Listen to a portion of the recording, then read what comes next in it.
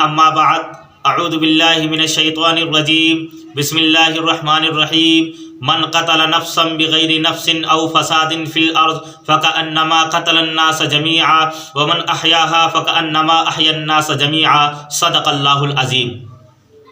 عزیز دوستو،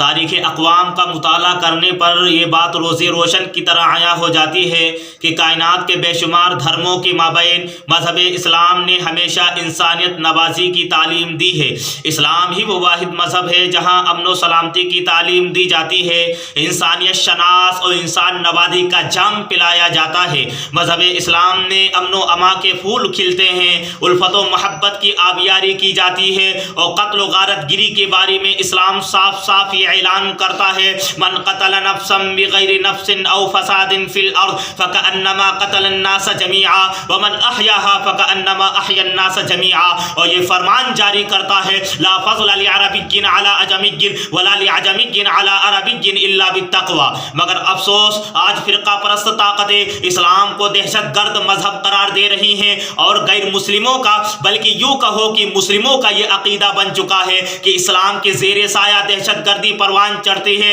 حالانکہ یہ تشدد پسند اچھی طرح جانتے ہیں کہ لفظ اسلام امن کا دوسرا نام ہے۔ اگر اسلام مٹ گیا تو اس صفحہ گیتی پر فتن و فساد کا راج ہوگا، سیلابی آندھیوں کی روانی ہوگی، پھر سے زہر الفساد فی البر والبحر کا ڈنکا بجنے لگے گا، اور دہشت گردی کی گرہ کو مسلمانوں کے دامن سے باندھنے والوں، گاندھی جی کا قتل کس نے کیا، مظفر نگر میں فسادات کس نے برپا کیے، اندرا گاندھی کی چھاتیوں کو چھلنی کرنے والا کون، بابری مسجد کو شہید کرنے والا کون، ضیاء الحق کی شہادت کے ذمہ دار کون، شان رسالت میں گستاخی کر کے فرقہ وارانہ فسادات برپا کرنے والا کون، جامعہ ملیہ کے طلبہ کو گولی مارنے والا کون، ہندوستان کے مسلمانوں کو تباہ و برباد کرنے والا کون ہے یہ مجرم جنہوں نے ملک کے امن و امان کی دھجیاں اڑا دی۔ حضرات، اتہاس گواہ ہے کہ 1400 سالہ اسلام کی تاریخ میں کسی بے گناہ کی زندگی سے کھلواڑ نہ کیا گیا، مگر تمہاری داستاں ایسی ہیں کہ پردے اٹھاتے جاؤ اور جرم کا معائنہ کرتے جاؤ۔ تمہاری داستاں میں یہ بھی لکھا ہے کہ گجرات کے دنگے میں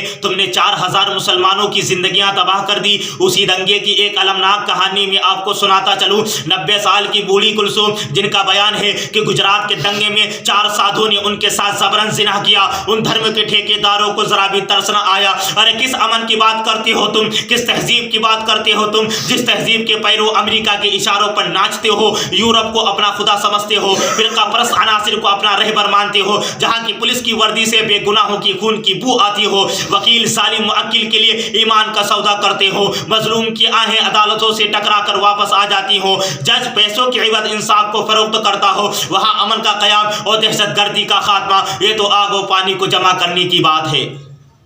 اور دنیا کے ظالموں، اگر دہشت گردی کا خاتمہ چاہتے ہو تو تمہیں عدل انصاف کو اپنانا ہوگا، فرقہ پرست عناصر کا کلا کما کرنا ہوگا، معصوم انسانوں کا استحصال روکنا ہوگا، فرقہ پرست عناصر کا کلا کما کرنا ہوگا، تبھی پورے عالم کی فضا امن و امان کی خوشبو سے معطر ہوگی۔ اسلام کی حسین پیشانی، مسلمانوں کے بے داغ کردار پر کیچڑ اچھالنے والوں، تمہیں قرآن کا یہ اعلان نہیں یاد، السارق والسارقۃ فاقطعوا ایدیہما جزاء بما کسبا نکالا من اللہ؟ اگر اسلام دہشت پسند مذہب ہوتا تو اپنے ماننے والوں کے ہاتھ کاٹے جانے کا حکم دیتا؟ ہرگز نہیں۔ آؤ فتح مکہ جیسے سنگین موقع پر اسلامی تعلیمات کو دیکھو۔ وہ بادشاہ جسے یتیموں کی طرح نکالا گیا، امن و سلامتی کا وہ علم بردار جسے لوگ گالیاں دیتے تھے، اگر وہ ایک اشارہ کر دیتا تو اس دن ہزاروں تلواریں ٹوٹ جاتی، بے شمار خنجروں کی دھاریں مڑ جاتی، نامعلوم کتنے نیزے بیکار ہو جاتے، لیکن اس نے صاف صاف یہ اعلان کر کے کہا، لا تثریب علیکم اليوم اذهبوا انتم الطلقاء۔ پوری دنیا کے سامنے امن و سلامتی کا ایک بے مثال نمونہ پیش کیا،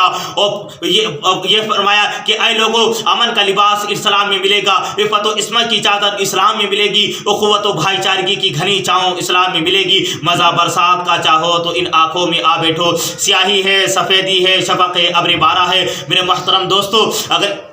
اسلام آتنواد کا نام ہوتا تو سارے عالم میں اسلام نہ پھیلتا۔ اسلام تو عبادت کا، قربت کا، خدمت کا نام ہے۔ یہی وجہ کہ صرف 23 برس کی قلیل مدت میں سارے عالم کے اندر اسلامی فریرہ لہرانے لگا۔ اسے حقیر سمجھ کر نہ گل کرو یارو، یہی چراغ جلیں گے تو روشنی ہوگی۔ وآخر دعوانا الحمدللہ رب العالمین۔